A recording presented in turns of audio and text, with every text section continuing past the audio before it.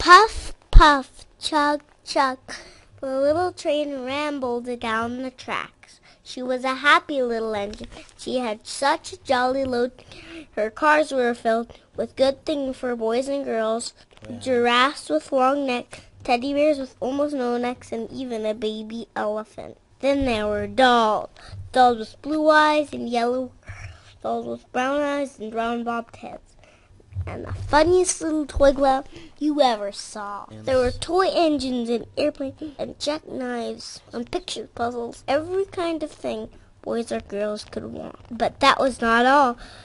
There were cars filled with golden oranges and red-cheeked apples, bottles of milk for their breakfast, and spinach for their dinners, and peppermint drops and lollipops for after-meal treats.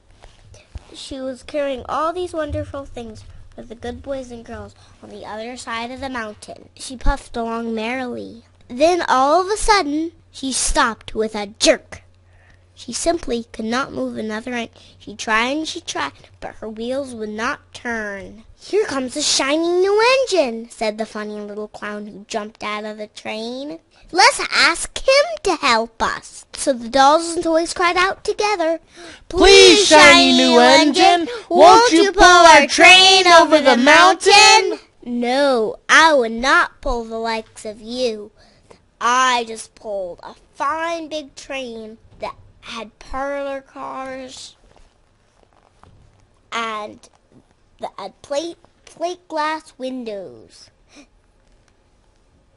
and dining cars that people could get anything they wanted to buy and eat right away. It was like a restaurant car. And if I was pulling that, and you're pulling toys, that's different. I'm pulling humans, and you're pulling toys. No." And off he steamed to the round. And off he steamed to the roundhouse indignantly.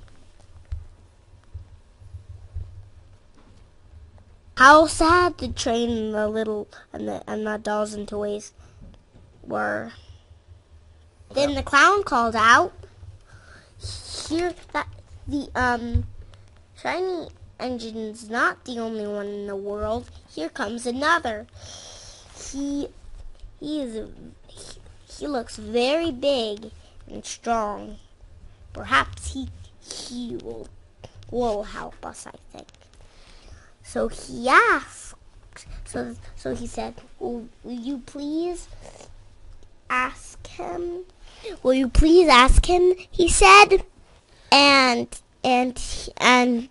please, won't you pull our train over the mountain?" But the big strong engine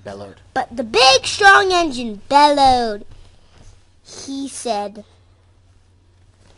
"No, I would not like to pull yours over at all. No way, I would not like to." And off he steamed to the roundhouse indignantly. The little train and toys were so sad. But the little clown called out, "Here comes another engine. He looks very old and tired, but perhaps he will help." He waved his flag, and the rusty old engine stopped. "Please, kind engine, won't you pull our train over the mountain?" "No, my wheels are so tired and rusty. I must rest my wheels." I cannot, he chugged. And off he rumbled to the roundhouse. The little dolls and toys were ready to cry. "Here comes a here comes a little blue engine, a very little one. Perhaps she will help us."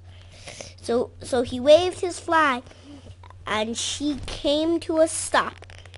"What's the matter, my friend?" she said. "We have our engine, and it's broken down, and the good boys and girls on the other side of the mountain won't have any toys to play or good food to eat unless you help us. I am very little and have never been over the mountain. But we must get over the mountain before the children awake." She thought about children that wouldn't have any toys to play with or good food to eat unless she helped. Then she said, I think I can. She hitched herself to the train, and she tugged and pulled and pulled and tugged, and slowly she started off. The little toy clown jumped aboard, and the toys smiled and cheered. Chug, chug, puff, puff. She went, and they went up the mountain and up and up and up. Finally, they got to the top of the mountain. Hooray, hooray. Hooray, hooray, all the dolls and toys said. And then they got into the valley, and the toys smiled and cheered. Thought I could, she said.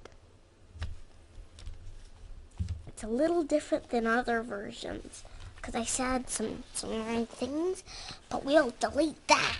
Jonah, you didn't say anything wrong. Why? You said it beautifully. It's a great story. But some